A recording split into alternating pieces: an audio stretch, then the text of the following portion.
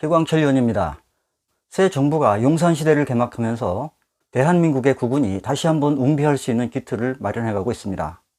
그래서 요즘 가장 흔하게 오르내리는 지역이 용산이죠. 자, 용산. 자, 여기서 용하면 옛날부터 임금, 제왕 이렇게 최고의 권위를 상징하는 의미로 쓰입니다. 그 다음에 산 하면은 터라는 뜻도 돼요. 그래서 제왕의 터다 때문에 옛날부터 용산을 얻는 자가 천하를 얻는다. 그리고 용산을 지배하는 자가 한반도를 지배한다. 득용산, 득천하. 이렇게 용은 사람들이 만들어낸 상상의 동물 중에서 으뜸 가는 동물이죠. 그래서 예로부터 사령이라고 해가지고 4가지의 상서로운 동물, 당연히 용이 들어갈 것이고, 그 다음에 봉황이 들어갑니다. 그리고는 기린. 자, 기린은 모가지가 긴 기린이 아니라 하루에 1000리를 달릴 수 있다는 상상의 동물이에요. 그래서 준마 기자를 씁니다. 그 다음에는 거북이. 이렇게 해가지고 4개의 상서로운 동물을 사령이라고 했습니다. 그 중에서 용이 으뜸이다. 자, 이 용은 양기의 대표입니다. 양기. 위로 계속 상승하는 기운이죠. 강건하다, 돌진한다, 그리고 변화무쌍하다, 이런 의미를 내포하고 있습니다. 그래서 주역 64개 중 맨 처음에 나오는 건의천계에는 용을 상징해서 변화막측한 인생의 균형화복과 사업의 발전 단계, 정치인들의 성공 단계, 이러한 여러가지 사회 현상을 비유하고 있습니다. 그래서 주역의 건의천계에 나오는 용들을 보면, 자, 맨 먼저 잠룡이라고 나옵니다. 그 다음에 혈룡, 그 다음에 비룡, 그리고 항룡으로 구분을 합니다. 자, 잠룡은 물속에 잠겨있는 용이에요. 그러니까 잠룡은 물룡하라. 물속에 있는 용은 쓰지 말아라. 뛰어난 능력과 자질을 가지고 있다고 하더라도 아직 성숙되지 못했다. 아직 덕망이 덜 쌓이고 학업성취가 이루어지지 않았다. 그렇기 때문에 현실을 감당하기 어려우니 행동에 옮기지 마라. 아직은 능력이 부족하니 때를 기다려라. 이러한 전반적인 의미를 내포하고 있습니다. 그 다음에 물속에 있는 용이 땅 위로 올라온 것을 혈룡이라고 그래요. 그래서 혈룡은 재전이다. 땅 위에 올라와 있다. 그러니까 사회에 막 진출할 준비를 끝냈다. 드디어 현실 세계로 나왔다. 잠복과 은둔의 시기에서 벗어나서 드디어 행동으로 옮길 때가 왔다. 하지만 실전 경험이 부족하기 때문에 큰 일을 감당하기가 힘들다. 그래서 혈룡은 이견대인하라 그랬습니다. 대인을 만나는 것이 이롭다. 대인, 덕망 있는 높은 지도자, 훌륭한 상사, 자기를 인도해 줄 훌륭한 지도자, 이런 사람들을 만나서 경력을 쌓아가라, 이런 의미입니다. 그 다음에 드디어 비룡은 제천이라. 용이 거침없이 하늘을 날고 있는 모습입니다. 마침내 목표 달성을 했다. 임금이 되었다. 대통령이 되었다. 최고의 경지에 올라가 있다. 우리 모두가 꿈꾸는 바입니다. 하지만 이때도 이견대인하라 그랬습니다. 자, 그 뜻은 최고의 경지에 올라가 있다고 하더라도 자기 자신을 보필해 줄 훌륭한 보좌관을 만나라. 주변에 유능한 사람들을 둬라. 이런 의미가 됩니다. 그러니까 항상 겸손하라. 독불장구식으로 가지 마라. 이런 의미예요. 그리고 마지막 단계는 항룡입니다. 자, 높이 오른다. 지나치게 높이 올라가면 후회할 일이 생길 것이다. 항룡유hen이라. 그러니까 어느 정도 올라갔으면 교만하거나 탐욕을 부리지 마라. 모든 것에는 끝이 있다. 그 끝을 알고 적당한 때에 물러날 줄을 알아야 한다. 그래야 처목한 몰락의 길을 걷지 않는다. 부와 명예를 실추시키지 않는다. 그러니까 최고의 경지에 올라가서도 항상 겸손해라. 이런 교훈입니다. 인생사가 이렇게 간다면 여기는 수련하고 동망을 쌓는 잠룡의 시기죠. 그리고 드디어 준비해서 현실 세계, 즉 사회로 진출을 합니다. 여기가 혈룡의 시기입니다. 그리고 마침내 사회에서 최고의 위치까지 올라가요.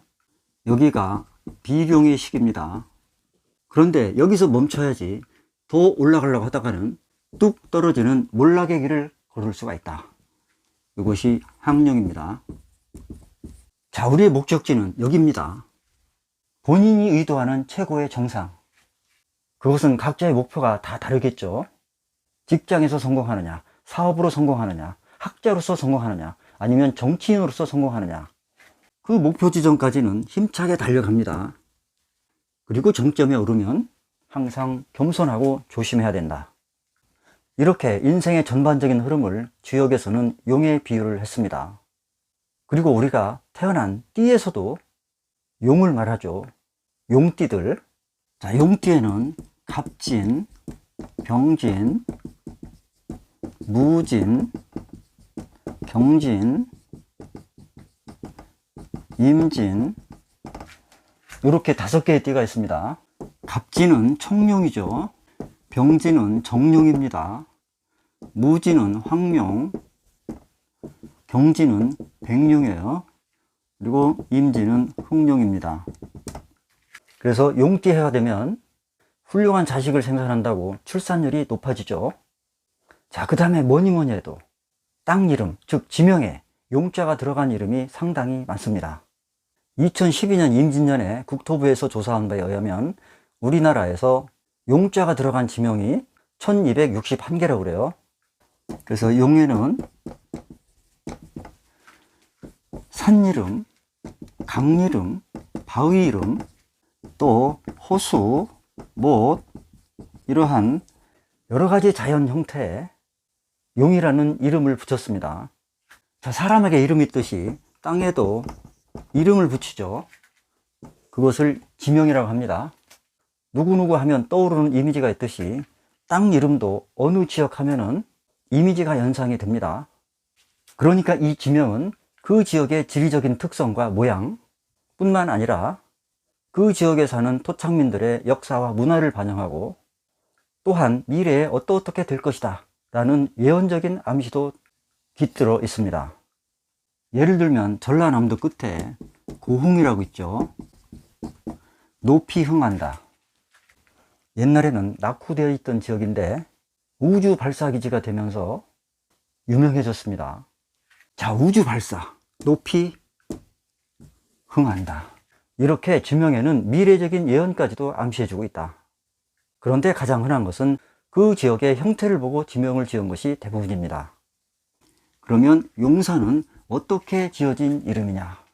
여러 가지 설이 있습니다만 첫째는 백제시대에 한강에 용이 2마리가 출현했다고 그래요. 그래서 용산이라고 했다. 그 다음에 무악산에서 맥이 남쪽으로 뻗어 내려오다가 용산에 이르러서 약한 높이에 구름을 형성합니다. 그 형태가 마치 용이 서려 있는 것 같다. 그래서 용산이라고 했다는 설. 또한 남산에서 뻗어 내려온 용맥이 구름을 형성하는데 그 모습이 마치 용과 같더라. 그래서 용산이다. 그리고 한강이 이렇게 흘러가면 용산이 여기입니다. 여기가 노량진이에요. 자, 여기서 용산을 보면 그 모습이 마치 용이 한강물을 먹기 위해서 머리를 내밀고 있는 모습과 같더라. 그래서 용산이라고 했다. 여러 가지 설이 있습니다. 어쨌든 용산은 이 산이라고 하는 산줄기와 한강이라고 하는 물줄기가 어우러져서 명당을 형성하는 지역입니다. 그래서 용산을 황룡음수형이다. 황룡이 물을 마시고 있는 형국이다. 또는 쌍용쟁주형이다. 2마리의 용이 열주를 가지고 다투는 형국이다. 여러 가지 풍수적인 형국이 있습니다. 그 다음에 마포구에 용강동이라는 동네가 있습니다. 마포강이 용의 머리에 해당된다고 해서 붙여진 이름입니다. 그 다음에 동대문구에 가면 용두동이라고 있어요.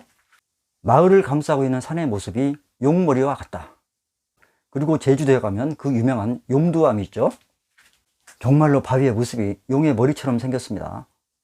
그리고 천안에 가면 쌍용동이라고 있습니다. 쌍용동.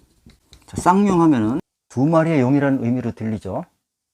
쌍정리하고 용암리가 합쳐져서 쌍용동이 되었다고 합니다. 어쨌든 용하고 관련이 있죠. 그 다음에 중랑구에 가면 용마산이 있습니다. 산의 모습이 마치 용처럼 생겼다. 그 다음에 강남구에 가면 구룡산이 있죠. 구룡산. 9줄기의 용맥이 뻗어 있다고 해서 구룡산입니다. 전설에 의하면 10마리의 용이 승천하고 있었는데 지나가던 임신부가 보고 놀라서 소리를 질렀어요. 그래서 그 소리에 용 한 마리가 떨어져 죽습니다. 9마리의 용이 승천하면서 남긴 흔적, 그것이 구룡산이 되었다. 그리고 용 한 마리가 떨어져 죽은 자리가 물이 되었는데 그것이 곧 양재천이다. 이런 전설이 있습니다. 또 풍수에서는 그 지역의 형국을 얘기할 때 용을 많이 비유해서 씁니다. 비룡상천형이다. 그러니까 나르는 용이 하늘로 올라가는 형국이다. 발룡농주형이다. 용이 구슬을 가지고 노는 형국. 또 아까 말씀드렸던 쌍용쟁주, 오룡쟁주 여러 가지 형국이 있습니다. 그리고 아까 용산을 황룡음수형이라고 했죠. 황룡이 물을 마시고 있는 형국. 또 황룡이 강을 건너는 형국, 황룡도강형.